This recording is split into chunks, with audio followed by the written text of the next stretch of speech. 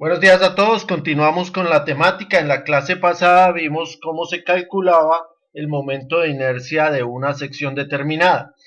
Ahora, ¿qué tenemos? Tenemos una sección donde no es simétrica.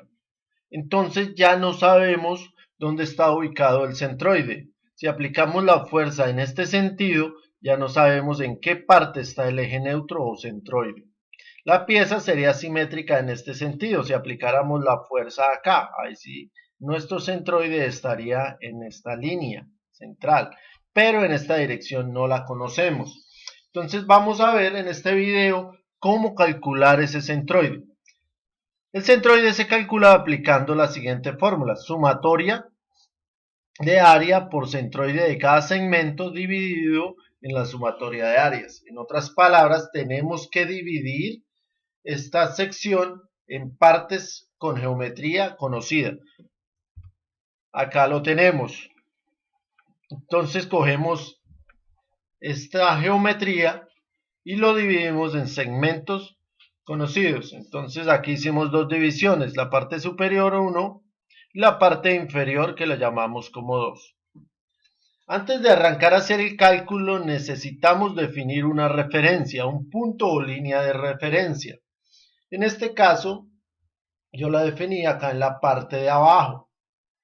Ustedes la pueden escoger arriba o en cualquier punto donde quieran. Es recomendable escogerla a los extremos para más facilidad de cálculos, porque tenemos que calcular el centroide de cada pieza con respecto a esa referencia. Entonces, si la cogemos por acá, de pronto es un poco más complejo los cálculos de distancia, pero repito, se puede hacer en cualquier parte.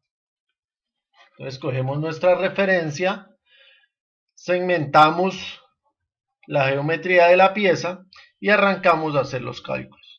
Entonces empezamos, sumatoria de área por distancia del centroide. Entonces empezamos con nuestro segmento superior, el número 1, que tiene un área de 120 por 40, ¿sí? La vemos acá, un ancho de 120 por 40, que sería el área del rectángulo, por 140. ¿De dónde sale este 140? Este 140 es la distancia del centroide de ese segmento a la referencia que escogimos. Entonces vamos a verlo acá. El centroide de este segmento 1, solamente estamos hablando del 1, estaría acá a 20. Como es un rectángulo, su centroide estaría en el centro, estaría a 20.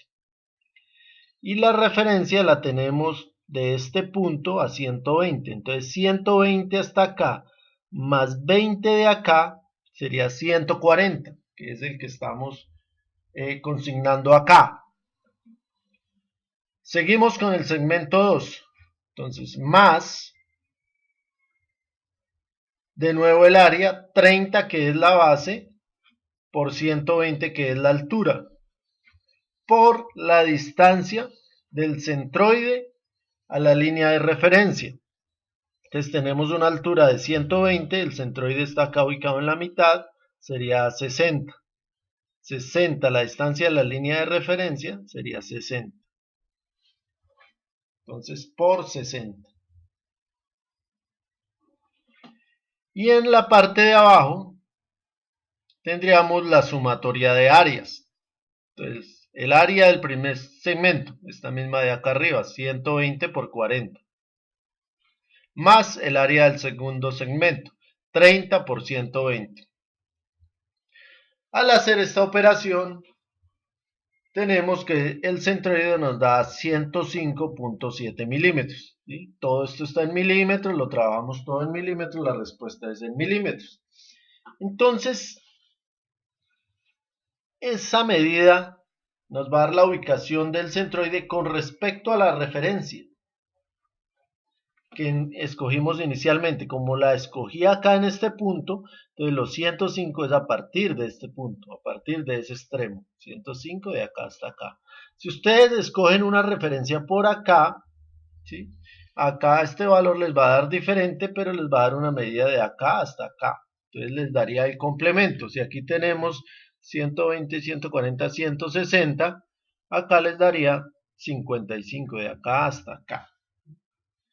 Entonces, esa medida depende de donde hayan escogido la referencia. Vamos a calcular ahora el momento de inercia de esta pieza. Hasta ahora hallamos el centroide, ahora vamos a calcular el momento de inercia de esa pieza. Para facilidad de los cálculos y no enredarnos acá con decimales, para motivos prácticos de este ejercicio vamos a tomar solo el 105. Entonces 105 a partir de esta referencia. Y vamos a aplicar nuestra fórmula sumatoria de momentos de cada segmento más sumatoria del área por la distancia al cuadrado. Entonces seguimos. Nuestro segmento número 1, un doceavo de la base sería 120, por la altura 40 elevado al cubo, eso nos da 640.000. Ahora tenemos acá el área. ¿Cuál es el área? 120 por 40, 4.800. Y D, que es la distancia del centroide del segmento ya al centroide de la pieza. Ya conocemos el centroide de la pieza. Entonces va a ser la distancia del centroide de este segmento al centroide de la pieza. Miremoslo acá. Sabemos que el centroide de la pieza está acá a 105. Entonces 105 menos 120 nos daría una diferencia de 15. ¿Sí? Del centroide acá a este punto tendríamos 15. Más 20, la mitad de 40, 20 más 15 sería 35, que sería esta medida. Y acá tenemos el producto del área por la distancia al cuadrado. Este 4.800 por este 35 al cuadrado nos da 5.580.000. Lo mismo con el segmento 2. Un doceavo de la base, que es 30, por la altura, que es 120 al cubo.